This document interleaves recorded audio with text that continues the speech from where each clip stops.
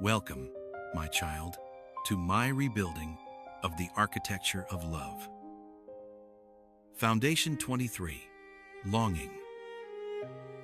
Narrated from the book, Jesus' Return, Rebuilding the Architecture of Love. Date, the 30th of January 2026. Video 7. Title, The Longing That Calls You Home. Feeling deep longing? Then lift your ache toward heaven, not to be denied, but to be embraced. Jesus speaks. Love, once discovered, does not remain still. It moves. It stirs. It awakens something that had been sleeping quietly inside you. When love touches the heart, even for a moment, the world subtly shifts. Colors deepen. Silence grows louder.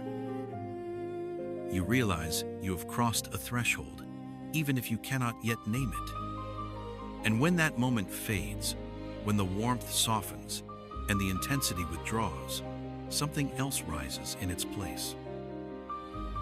Not despair, not loss, but pursuit.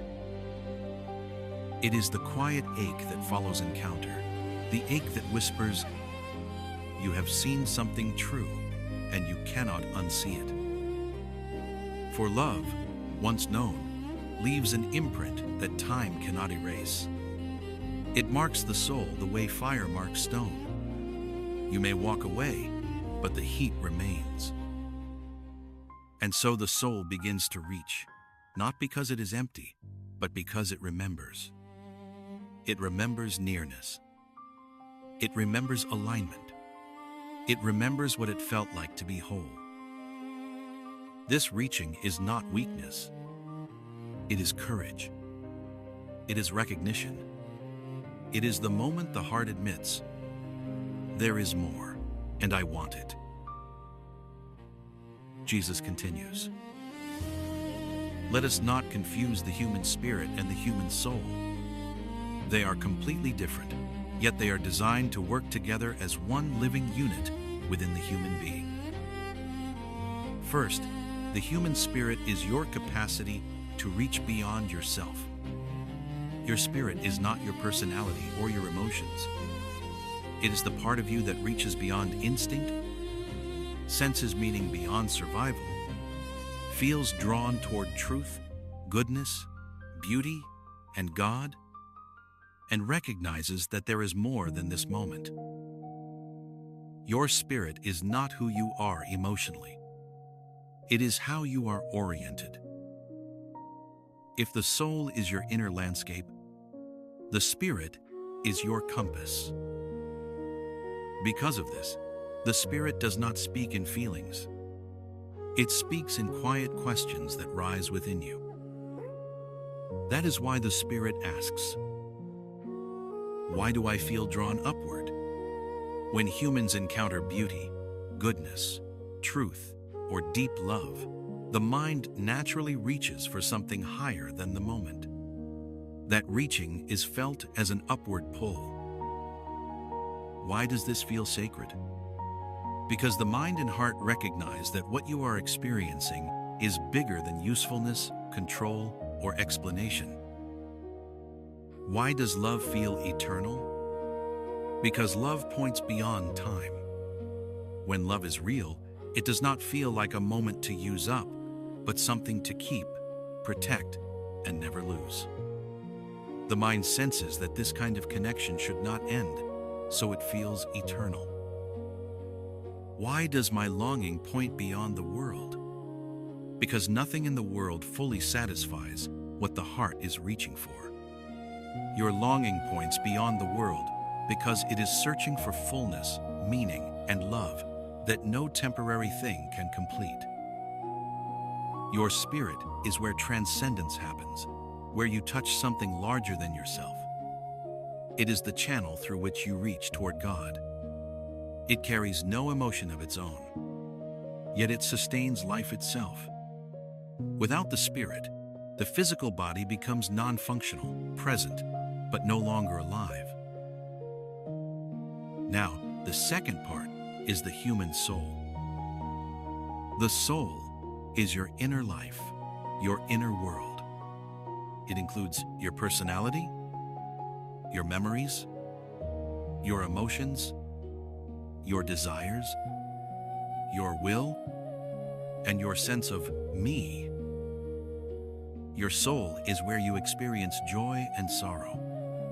It is where longing lives. It is where wounds are carried and where healing is felt. When someone says, "This moved my soul," they mean, "This touched who I am at the deepest human level." The soul asks questions such as, "Who am I? What do I want? Why does this hurt? What do I love?" Imagine a violin. The soul is the wood, the shape, the strings, unique, personal, expressive.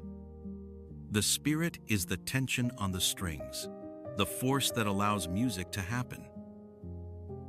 Without the soul, there is nothing to play. Without the spirit, there is no music. Longing is the moment when the strings tighten and begin to sing. Jesus continues. This is how they work together and why this matters.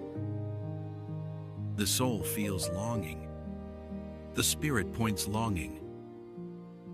The soul experiences the ache. The spirit knows it is leading somewhere. This is why longing hurts and guides at the same time. If you listen only to the soul, you may drown in emotion. If you speak only of the spirit, you may drift away from real life. Wholeness happens when soul and spirit move together. Why do people confuse them? They are confused because they overlap.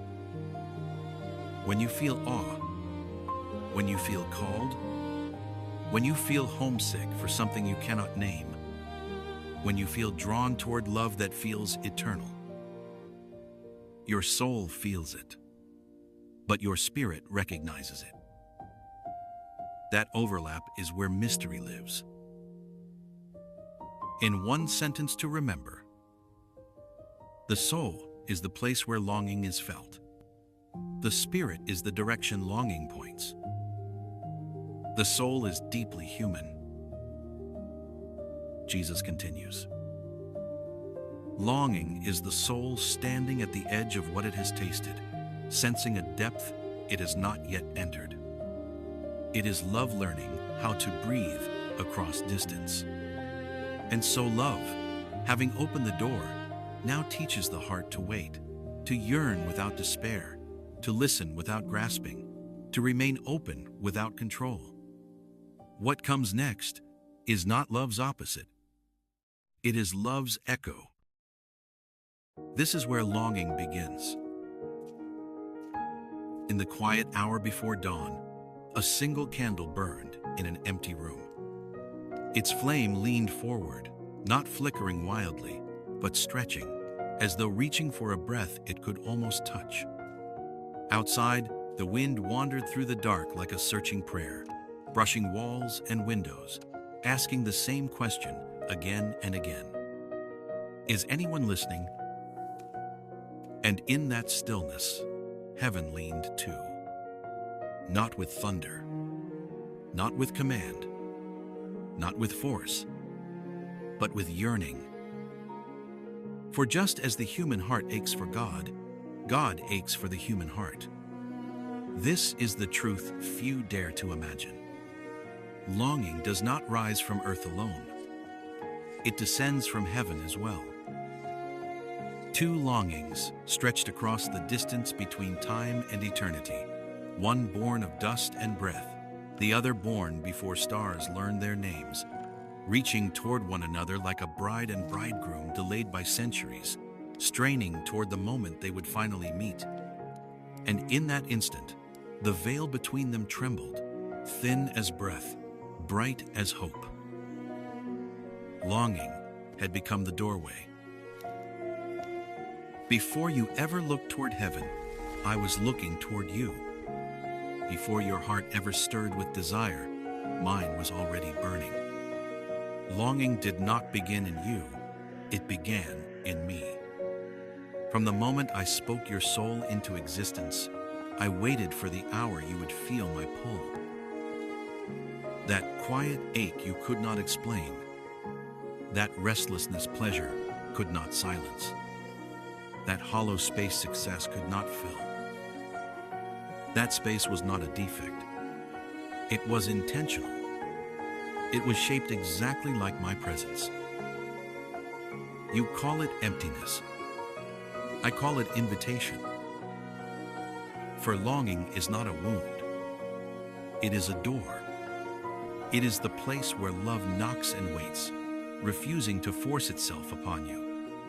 When the ache rises in your chest, when the weight of what is unfinished presses close, when you feel drawn towards something you cannot yet touch, that is not confusion.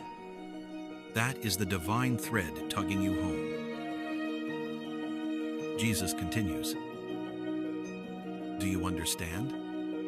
Your longing is the echo of my longing. The cry you feel was placed in you by my own hand. The desire that wakes you in the night, the desire that refuses distraction, refuses silence, is the same desire that moved me to leave heaven for a cross. Human and divine longing are not two separate flames. They are one fire, burning on opposite sides of the same veil, reaching for one another, straining toward union. This is the wedding of longing, your heart rising toward mine, my heart bending toward yours, until the space between us trembles like the charged air before dawn. So do not silence this ache. Do not fear it. Do not hide from it. Longing is how I call you when words would be too loud. Longing is where I wait for you when you are not yet ready to arrive. Longing is the first step of love and the doorway through which I draw you into myself. Come to me in your ache. I have been longing for you from the beginning of all things.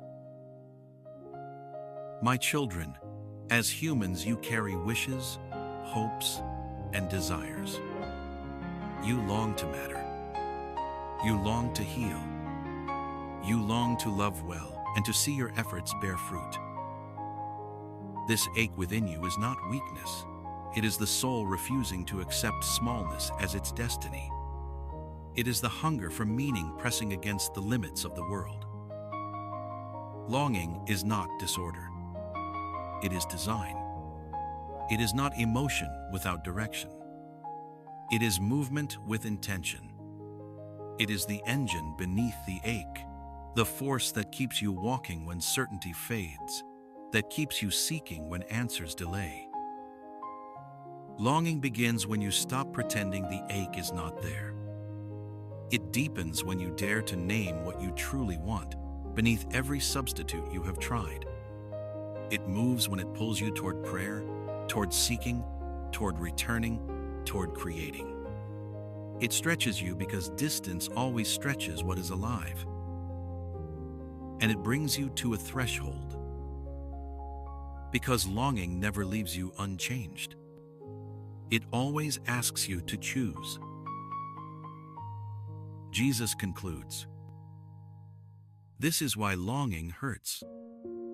Not because it is cruel, but because it is honest. It reveals what you are made for.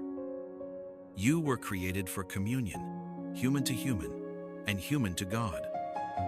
Longing is betrothal energy, promise before fulfillment, covenant before embrace.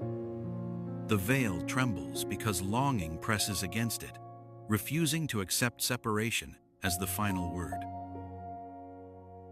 Longing began in you because it began in me.